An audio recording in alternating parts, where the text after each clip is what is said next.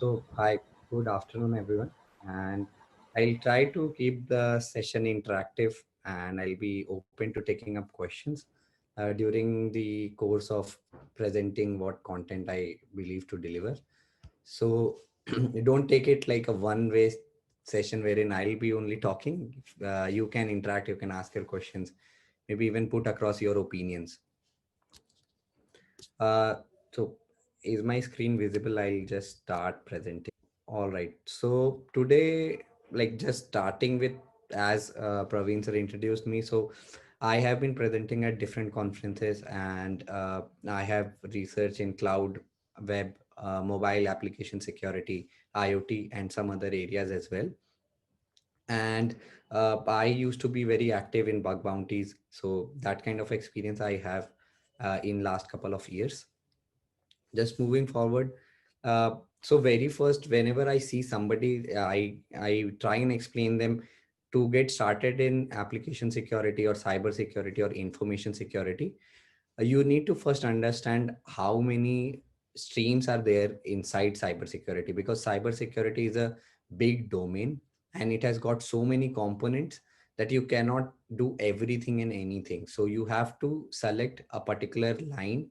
So just to represent the same thing, I kind of have this image. If you see, I hope it's visible and you can actually see. So if you see the purple uh, s- like linings which say threat intelligence, then you have a sky blue lining saying user education, then you have something like security operations. I'll explain one of each one of them one by one. So talking about physical security, which is in kind of pinkish color, which you see on the top side, top right hand side. You'll also see, so physical security is basically looking after the areas like physical access control, who gets inside a building, who enters the building. And I'll also try and include Hindi and English both when I speak. On the other hand, if you see risk assessment on the further right side, तो risk assessment में basically बहुत सारी चीज़ें होती हैं, जैसे penetration testing, vulnerability scan, source code scan पे, third party risk scan. तो ये सारी चीज़ें बेसिकली रिस्क असेसमेंट में आती हैं। फिर हमारे पास गवर्नेंस होता है, जिसमें ऑडिट, ये साइबर सिक्योरिटी एंगल से ऑडिट होता है। डी यू मेंटेन लॉग्स, क्या आपकी कंपनी के पास कोई पीआईआई है कस्टमर का, आप उसको कैसे मेंटेन करते हैं, ये सारी चीज़ें। फिर हम बात करते हैं थ्रेट इंटेलिजेंस की, which is on the bottom and purple color. So you'll see that the threat intelligence basically revolves around कि if you have a application, अगर आपकी कोई वेब एप्लीकेशन है, कोई मोबाइल एप्लीकेशन है, तो उसको किस टाइप के थ्रेट्स हो सकते हैं।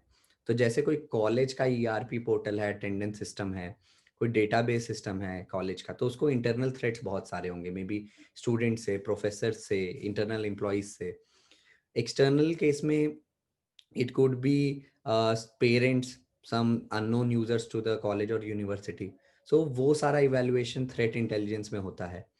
उसके बाद स्काई ब्लू में आप यहाँ पे देख रहे होंगे user education, which is basically like training, like अपने स्टाफ को, अपने स्टूडेंट्स को ट्रेन करना, अवेयर करना, उनको बताना साइबर सिक्योरिटी के बारे में, उनको ये बताना कि वो कैसे कॉम्प्रोमाइज हो सकते हैं, क्या क्या चीज़ें हैं जो उनको ख्याल रखनी चाहिए। Basic things may be like how to set strong passwords, किस टाइप की एप्स अपने फ़ोन में इंस्टॉल नहीं करनी चाहिए, वो सारी चीज़ें अवेयरनेस और एजुकेशन में आती हैं। फिर एक सेक्शन होता है सिक्योरिटी ऑपरेशंस, जो एक्सट्रीम लेफ्ट बॉटम साइड में हम देख रहे हैं, येलो कलर से मार्क। सिक्योरिटी ऑपरेशन में वो सारी चीज़ें जो कि किसी भी एक कंपनी के साथ as a cyber security breach या इंसिडेंट हो सकता है।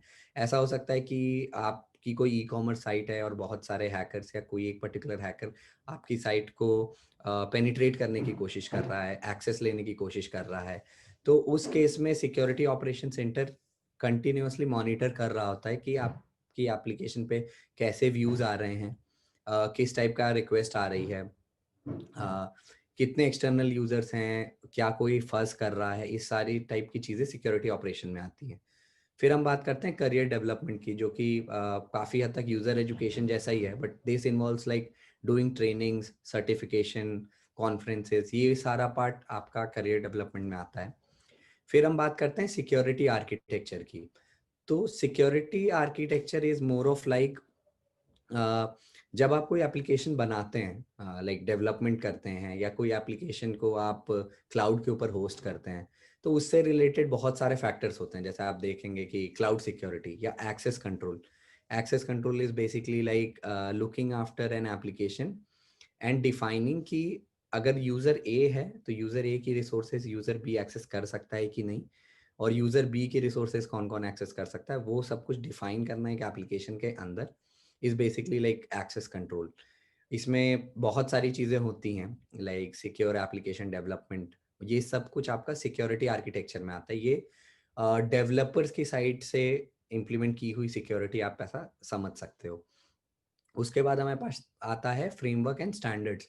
Now when we say framework and standards, it's like कि किसी एक रूल सेट के हिसाब से आप एप्लीकेशंस को, अपने आर्किटेक्चर को डिफाइन करते हैं, और एक सर्टेन क्राइटेरिया मीट करने पे आप बोलते हैं कि हमारा एप्लीकेशन या हमारी ऑर्गेनाइजेशन ये चीज से सर्टिफाइड है, या फिर इस कैपेबिलिटी लेवल का इम्प्लीमेंटेशन है हमारा। तो ऐसा कुछ। ये बहुत सारे कंपोनेंट हैं। अगर मैं ऑनेस्टली बताऊं तो मेरा इंक्लिनेशन या मैं किस डायरेक्शन में काम करता हूं तो वो है रिस्क असेसमेंट, जहाँ पे कि मैं वल्नरेबिलिटी स्कैन्स करता हूं अपने। मैं एक कोशिश कर रहा हूं कि मैं डे टू डे लाइफ में एक पेनिट्रेशन टेस्टर या एक सिक्योरिटी इंजीनियर क्या करता है वो बताने की। तो वल्नरेबिलिटी स्कैन में जितने भी आपके नेटवर्क डिवाइसेस हैं, बीट वो ऑफिस के अंदर के राउटर हों, सर्वर्स हों, इवन मशीन्स हों, उसमें किस टाइप की वल्नरेबिलिटीज़ हैं वो हम फाइंड आउट करते हैं। पेनिट्रेशन टेस्ट क्या होता है वो मैं आगे भी बताऊंगा। मेरा majority area is like risk assessment and security architecture वाली साइड पे। और सॉक या सिक्योरिटी ऑपरेशंस बहुत अलग है, गवर्नेंस बहुत अलग है, करियर डेवलपमेंट वगैरह भी अलग है। उसके ई लर्निंग मॉड्यूल्स होते हैं, बहुत सारे लोग ऑनलाइन ऐसे ट्रेनिंग्स वगैरह भी करते हैं, कराते हैं। तो वो सारी चीज़ें करियर डेवलपमेंट में आ जाएगी। तो whenever somebody wants to start, first they need to analyze and understand which domain inside the cyber security they want to start with. So they have to be very clear, they have to research and find out and then select कि मुझे इस particular domain में start करना है, because you cannot do multiple things when you start especially. अब हम बात करते हैं कौन कौन से डिफरेंट रोल और स्ट्रीम्स इंफॉर्मेशन सिक्योरिटी में हैं। So starting from the very top, जिस तरीके से बहुत सारी कंपनी में सीईओ होते हैं या फिर सीएफओ होते हैं, उसी तरीके से सिक्योरिटी में भी सबसे हायर मोस्ट पोजीशन होती है सीआईएसओ की, which is like chief information security officer. ये this is the highest hierarchical role inside an organisation that one can have, right. CISO का जनरली काम होता है हर टाइप की security inside the organisation to को समझना, देखना, इम्प्रूव करना और मैनेज करना। इसके बाद हम देखते हैं एक अलग टाइप का domain which is like network security. So just sticking to network security you can have things like, जैसे मैं बता रहा था कि आपके प्रीमाइसेस में कौन कौन से नेटवर्क इंटरफेयरिंग डिवाइसेस हैं, से routers, gateways, even office machines, उनके नेटवर्क लेवल की सिक्योरिटी को देखना एक नेटवर्क सिक्योरिटी इंजीनियर का काम है। पेनिट्रेशन टेस्टर, जैसा कि मैंने बोला कि like we basically look into applications, web API application, mobile application, IoT, thick client is like जो आप स्काइप यूज करते हो या कोई भी ऐसी एप्लीकेशन जो आपने डेस्कटॉप या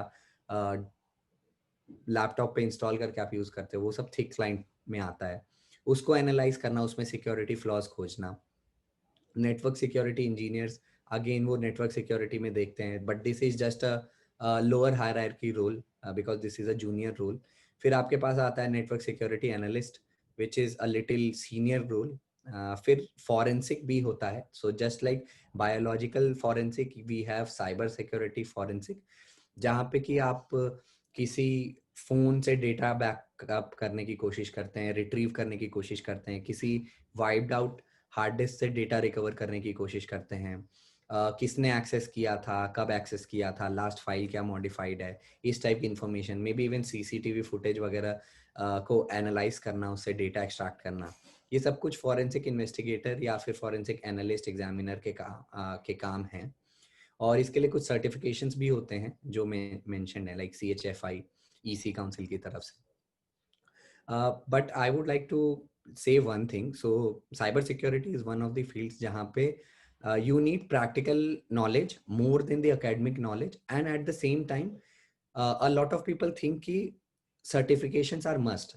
You need certifications to get a job, you need certifications to start in cyber security, but I would like to clear this myth कि ऐसा नहीं है।